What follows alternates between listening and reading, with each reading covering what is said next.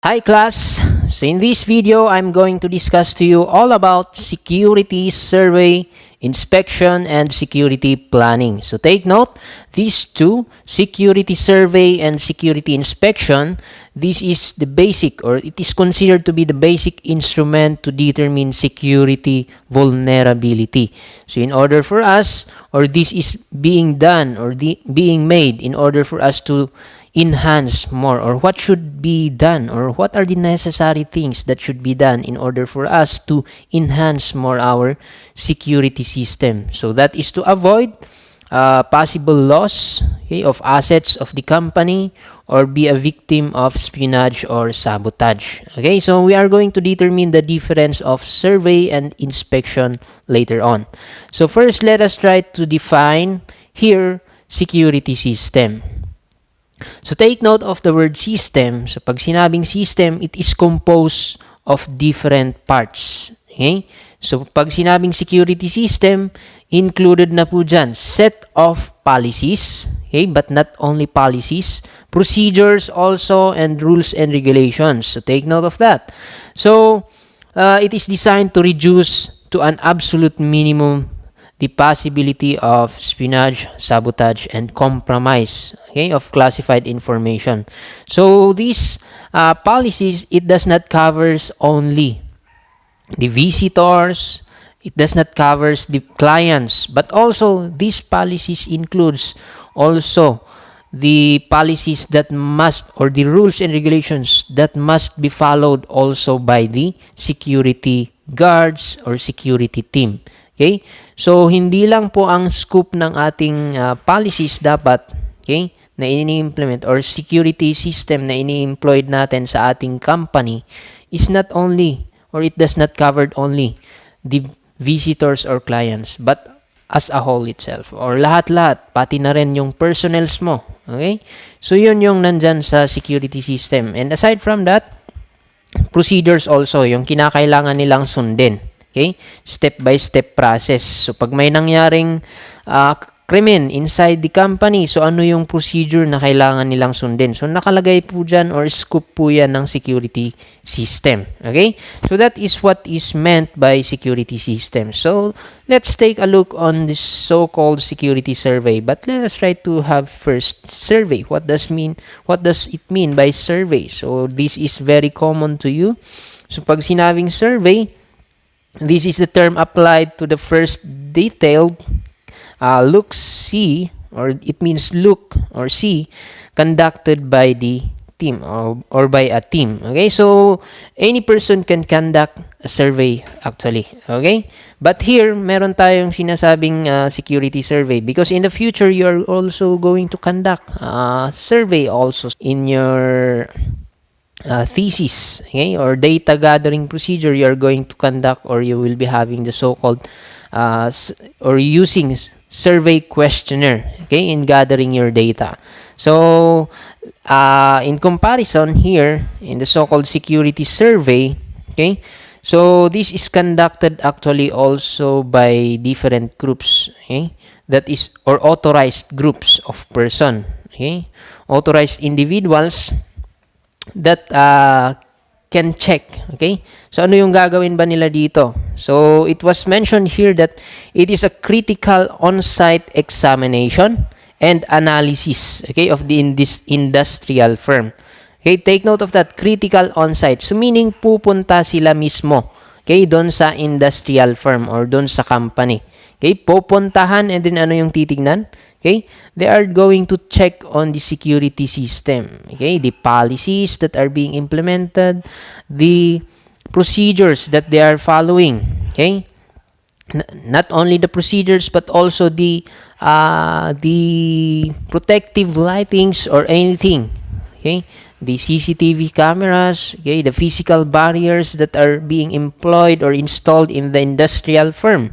So yun, that is the ones, or those are the ones that could be checked by the security or by the survey team. Okay? Security survey team. So, ano yung purpose nila dyan? So, yun, matapos nilang i-check. Okay? Ma-check yung mga policies na sinusunod nila. ma-check yung mga procedures. So, yun. Pagkatapos nilang ma-check yun, ano yung gagawin naman nila or ano yung part nila or what is the purpose of the security survey. Okay? Take note, kasi ito yung main difference ng security survey sa security inspection. So take note, in security survey, this is conducted by the security survey team in order for them to assess, okay, to check on the current security status, okay? And then ano pa? To take a look, okay? To identify the deficiencies para tignan kung ano yung kulang, okay? Kung nagkukulang ba yung security, may mali ba sa security system ng industrial firm, okay? Yung mga ini-employ ba nila na protective lightings or protective alarm systems? Is it helpful or is it effective? Yun yung tinitignan nila, or sapat na ba yun? Okay? And then, the main purpose or the main goal of the security survey here is to make recommendations. Okay? So, yun, nakita na nila kung ano yung kulang, hindi sapat yung security system, okay, or the protective lightings or physical barriers that are being installed or employed in the industrial firm, nakita nila kulang, then that's the time or at the end they are going to make recommendations, okay, na sasabihin doon sa managers or doon mismo sa administration ng company, okay. Magkakaroon sila ng dialogue na sasabihin, ito yung mga dapat nyong gawin. Okay? Ito yung kulang sa inyo. Kailangan pa ninyong dagdagan ang inyong surveillance camera since malapit kayo sa or sabihin natin they are prone to being victimized of robbery kasi yun, city yung lugar nila. Okay? And then napakaraming tao or mataong lugar yon. Okay? And then hindi masyado or malayo sa police station, okay? Wherein they can ask for the easy response of the police just in case na magkaroon ng aberya sa kanilang establishment. So yun, it is best for you. Yun, sasabihin nila yung mga dapat pa nilang kailangang gawin. Okay? So yun yung purpose ng survey. So take note of that. So meron sila dito yung meron tayo yung tinatawag na entrance conference. So dito naman, by the word entrance, dun sa first meeting ng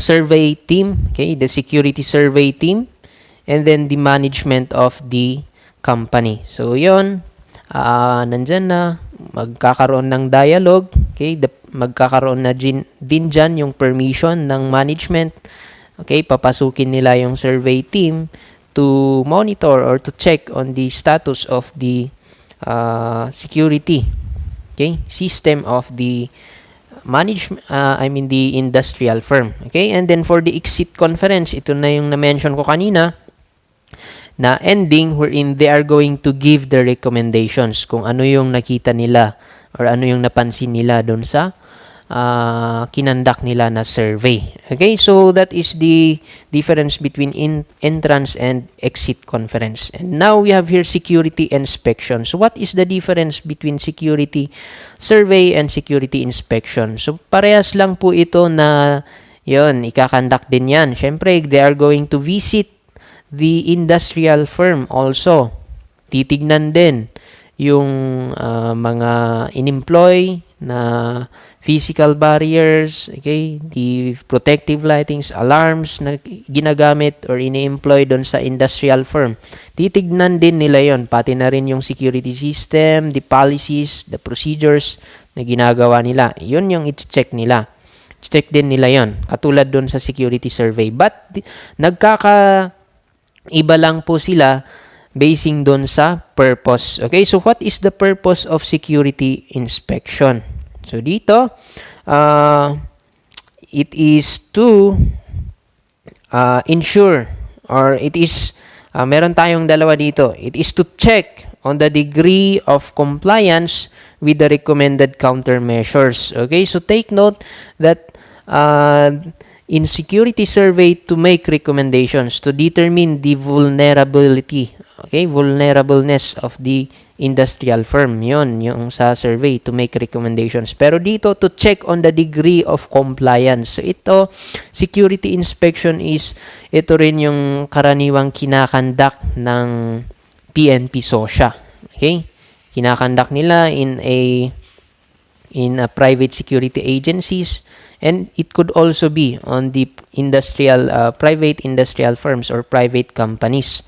So yun, titignan nila kung nagko-comply ba sila sa minimum standards, okay? Na dapat kapag sa isang building, okay, dapat meron yang fire extinguishers, okay? That is for security purposes also yan. Okay, meron bang exit, okay, or emergency exit. Aside from the isa pa sa nag-check dyan is the BFP. Yan din yung chine-check nila before issuing, okay, yung tinatawag nila na fire parang clearance din, okay? Clearance that is coming from the Bureau of Fire Protection. Okay? So bago nila i-releasean, kasi yan ay requirement para ikaw ay makapagpatayo ng building or para makapagpatayo ng business. So yun, i-check muna nila kung yun nagko-comply ka. Okay? Or in compliant ka ba dun sa minimum standards na kinakailangan. Okay? So yun ay tinatawag natin na security inspection or inspection. Okay? Titignan kung ikaw ay nagko-comply ba. Okay? Kung compliant ka ba, kung meron ka ba nung mga gamit na kinakailangan before you could operate, okay, your business. So yun yung purpose ng security inspection. Isa lamang yun. Ano pa? To determine the effectiveness and adequacy of the countermeasures which are in effect. Okay? And then also, kasama na din dyan, okay, they are going to determine if it is effective, yung ini-employ nila na countermeasures or ini-employ nila na procedures or policies. Okay? And then, tendency kapag nakita nila na hindi effective, then they are going to recommend or they are going also to after evaluation, they are going to say if it could be or it is necessarily to be changed, okay, or baguhin nila. So, yun yung pagkakaiba ng security inspection sa security survey. Take note of that. Basta tandaan ninyo, security survey to make recommendations, to take a look on the current status and make recommendations. Pero dito sa security inspection, to check, okay, to check on the compliance, okay, kung nagko-comply ba sila. So, parang ito ay ito yung ginagawa nila. Okay, or yung security inspection, ito yung way in order to determine kung pwede ba nating mabigyan ng permit to operate, parang ganon. Okay? Kasi compliance yung tincheck nila dito or tinitignan ng security or tinitignan sa security inspection. Take note of that. And then now we have here the next one. The types of security inspection. So, meron tayo, number 1 is continuous inspection. So, by the word continuous, syempre, ongoing and never-ending activity. So, it could be every month or every week, meron, or nakasanayan na, or it is a standard na every week or every month there is an inspection that is being made. So this is to ensure also the integrity of the overall security programs. Okay?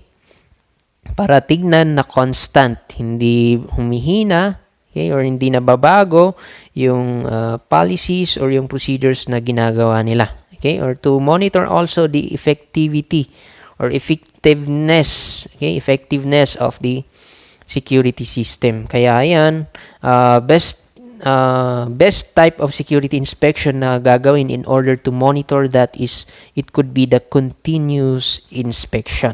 Okay?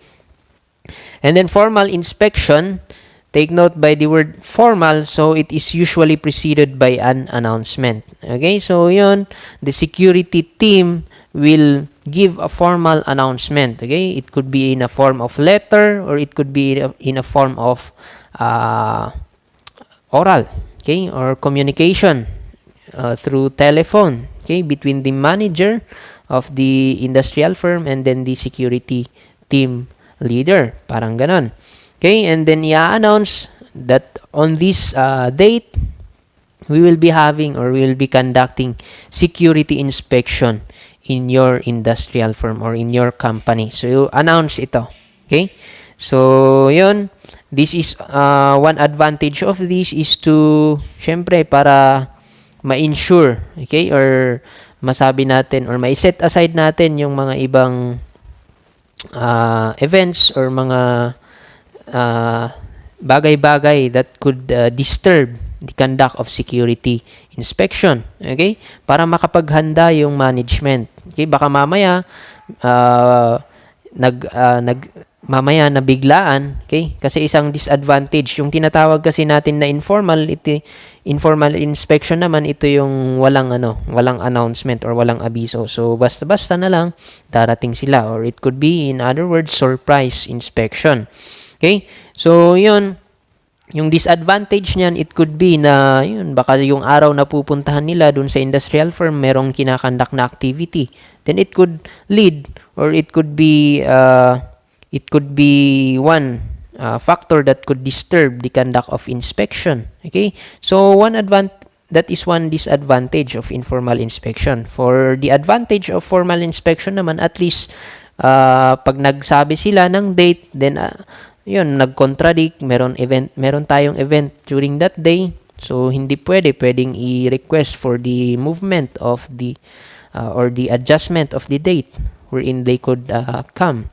Okay, na walang activity na ginaganap dun sa management or dun sa industrial firm, para at least prepared and smooth flow yung pag-conduct ng inspection. Okay? So that is one purpose or the comparison between formal and informal inspection. So meron naman tayo dito structured inspection. So it is the one that moves systematically from one area to the next and so on. Okay? So meron silang format na sinusunod dito or sequence. So first, in structured inspection, it could be nakalagay sa kanilang protocol na unang i-check muna is papers. Okay? Papers of the company.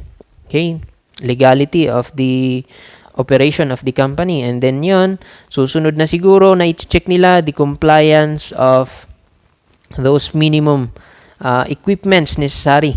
Okay? So yun, titignan kung meron bang mga fire extinguishers for fire security safety purposes. Ano pa ba? Titignan yung mga equipment that could be the lights, okay, the barriers, okay, or anything, okay. And then next one, siguro pagkatapos nilang ma-check yung equipments, pupunta naman sila doon sa employed security guards nila kung meron ba, okay. So meron silang pattern na sinusunod. So in comparison with unstructured inspection, wala silang format or wala silang sequence na sinusunod. So it could be kung ano yung makita nila, yun muna ang check nila. So nakita nila or first na na-encounter nila security guards, so they are going to check on the compliance of the procedures na kinakandak ng security guards in accepting clients or accepting visitors. Okay? And then yun, pwede siguro susunod na yan kahit wala dun sa wala silang wala silang listahan, okay, na ito dapat sundin mo muna yung or dapat munang i-check ay first i-check muna yung papers, okay, documents ng company. Okay, so walang ganun sa unstructured. So dito sa structured, usually may sequence na sinusunod dyan. And then security investigation, so it is defined as planned and organized determination of facts concerning specific loss or damage of assets due to threats, hazards, or unsecured conditions. So, security investigation, it is conducted usually pag merong nangyaring, okay? Pag merong nangyari na hindi maganda doon inside the industrial firm, or merong nangyaring krimen, or merong nangyaring incident inside the industrial firm. So, yung kinakandak nila, or yung tawag natin dyan is security investigation. Okay? So, it is planned and organized determination of facts. So, yun. An example, merong nangyaring shooting incident inside the industrial firm. So, yun. Ang gagawin ng security guard, syempre, siya yung sila yung unang-unang magkakandak ng investigation dyan. Okay? So, anong tawag dyan? We call that as security investigation. Okay? Or security investigation, it is usually conducted after or if there is an incident that happened inside the industrial firm. Okay? And then, tools of investigation. So, I know that you have learned this in your CDI. Okay? So, it is the same. Syempre, number 1 there is information. Okay? And then, the second one is interview. Third one is interrogation. And then, the last one is instrumentation. So, interview. Okay? Interrogation. So, how can you gather information? So, syempre, it could be through the process of interview or interrogation. So, the difference or the technical difference between interview and interrogation. So, usually, an interview that is conducted to the witnesses. So, it is simply questioning or asking of questions to the witnesses. Okay?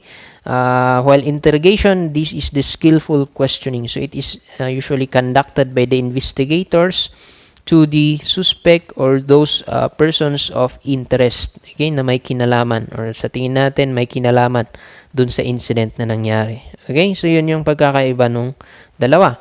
And then instrumentation, or in other words, criminalistics, or the application of criminalistics also here. Okay? So, those are the tools of investigation.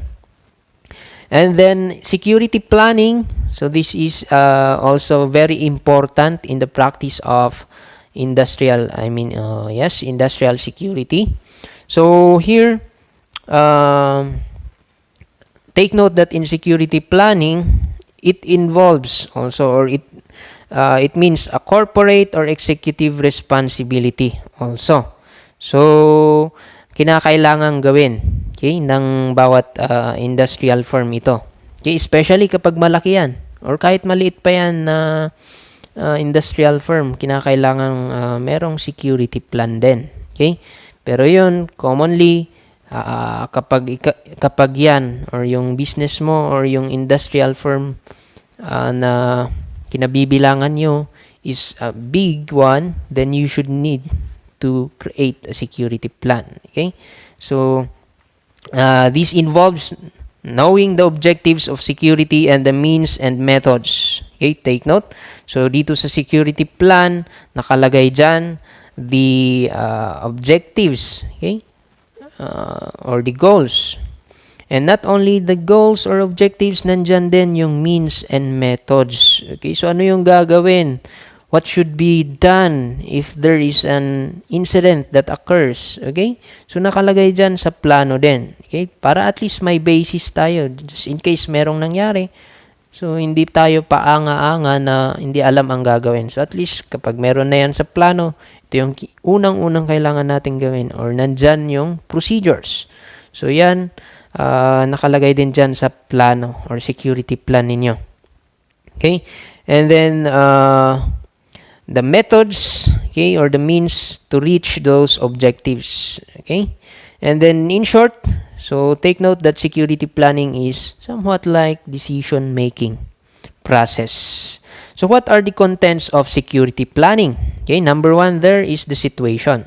Okay, take note that this is only the basic contents. Okay, basic contents of security planning. So, there are lots also of those persons who are creating or those security practitioners who creates plan. Meron din iba't ibang style, okay, or iba't ibang format. But as to the basic contents, itong 5. Okay, unahin natin. The first one is the situation. Okay, so this part of security planning explains the historical background of the organization of its security picture. So as to what I've introduced to you on your final requirement, yung ating security plan. So it is similar yung ilalagay nyo doon sa introduction part ninyo. Okay? So, it could be the history of the organization, what is all about the organization, and then isama na ninyo dyan yung current status ng security system or ng security na ini-employ. Okay, or security procedures, policies, or rules and regulations, okay, the physical measures that are being employed inside the industrial firm. So, pwede niyong ilagay dyan yung status. So, kung okay ba or anong masasabi nyo or ano ba yung mga usually na problem or usual problem na na-encounter ng organization, okay, na napapansin niyo in relation to security. So, pwede niyong ilagay dyan sa first part, okay, or yan yung mga nakalagay dyan sa first part na yan. Okay, so, that's it for number 1. For number 2, the mission. So, nakalagay dito yung mission. Under the mission, nakalagay dyan the goals and objectives. So, nandyan purpose, goals, and objectives. So, yun, take note, goal is different to objective. So, take note of that. What is goal? So, ano nga ba ang goal? So, it is, we have here the basic difference or the common difference between goals and objectives or yung pagkakaiba ng goal sa objective. So, number 1, goal is broad in nature. So, mas malawak siya kaysa dun sa goal. Valuable for setting a general direction or vision. So, ito yung pinaka gustong marating mo or ma-achieve mo in making that plan. Okay? Difficult to measure. So, longer term and then the end result. Okay? So, ito yung pinaka or in short or in other words, ito yung pinaka gusto or pinaka main talaga na gustong marating ng inyong plano or result or reason. It could be the reason in creation of that plan. And then take note, in creating goal, it should be smart also. Paanong smart? So, specific. Okay, specific, hindi magulo. Kasi pag magulo yan, or hindi, pag napakaraming direction yan, magkakagulo yan. Okay, hindi organized. So, it should be specific. Isa lang talaga yung tinutumbok niya. So, meron tayong sample dito. I will be showing to you later on or in the next part. So, it should be measurable. Okay? Measurable in a way na pwede nating ma-attain. Okay? It is attainable. Okay? And then relevant. Okay? Relevant to security or kinakailangan or important also. And then timely.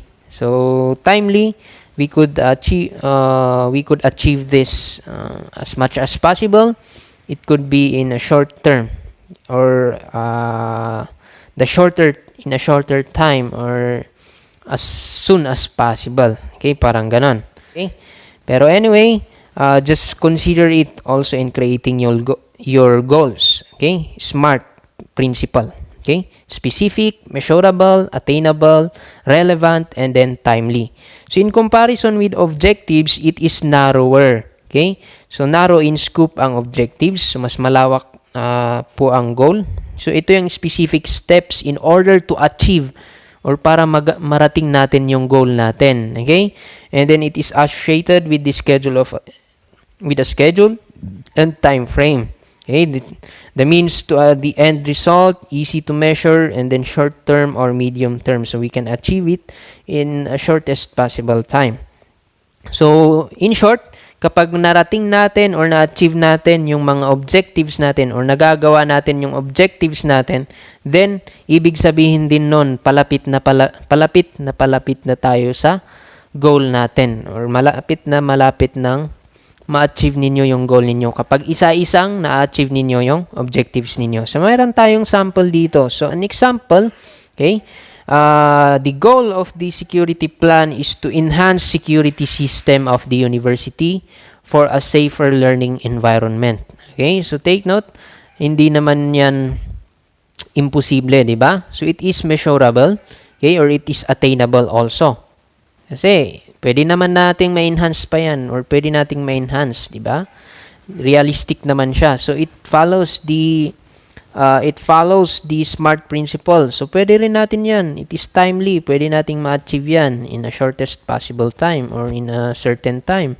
Okay? Hindi natin sasabihin na hindi naman natin masasabi na imposible ito. Okay? Pwede nating ma-achieve yung goal na yan. So, it follows the SMART principle, okay, in creation of goals. So yun. And then we have now the objectives. So paano natin ma-achieve yung goal natin? So pwede dyan, number 1 objective ninyo, strict implementation of the school policies. Okay, kapag nag-stricto kayo, okay, talagang pinansin ninyo or ini-implement ninyo yung policies, school policies. Okay, then umaayon yan sa enhancement ng security system, di ba? O mas mai-enhance pa ninyo.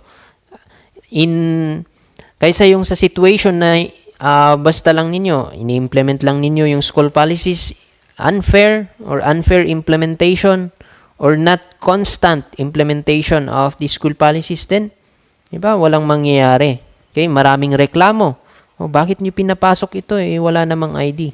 Ako na ngayon lang akong walang ID, ayaw nyo akong papasukin, pero yung faculty na palaging hindi nag-ID, pinapapasok ninyo. So, it could lead to a lot of conflicts. Okay? So, yun, kapag finalo talaga, okay, or na-achieve natin yung strict implementation talaga or ginagawa natin, then tendency malapit nating ma-achieve yung goal natin. Pwedeng ganon. Okay, and number 2, conduct of webinars on the security awareness. Pwede yan. So, isa sa objective natin in this semester, we should be able to conduct webinars on security awareness among students, faculties, and then security guards. Ayun. So, pag nakagawa tayo ng webinars, so nadagdagan yung knowledge ng students about security awareness ng staff, and then as well as the security. So, at least, may pa-practice nila habang sila ay sa university, may pa-practice nila yung mga natutunan nila sa webinars. Then, it could lead to the enhancement of security system. Okay, pwede yun. It is relevant to our goal. So, pag na-achieve natin tong number 2 and number 1, so yung tendency, malapit na tayo or malapit na nating ma-achieve yung goal natin. Okay, and then third objectives ninyo, installation of CCTV surveillance camera on the critical areas of the university. So, it is relevant also. So, attainable din yan. Pwede namang makakuha yung school natin ng CCTV surveillance camera, di ba? Kasi meron namang budget ang school natin. Unless sasabihin mo dyan, installation of CCTV surveillance camera on all the classrooms. Okay, pati sa CR lagyan. Okay? So medyo hindi siya realistic. Okay? Kasi alam niyo naman budget ng school natin, mga gamit natin sa school hindi mabili, di ba? So medyo hindi siya attainable. Okay? So yan yung sinasabi natin in creation of or the SMART principle na sinasabi natin. So that is only a sample of goal and objectives. So take note of that.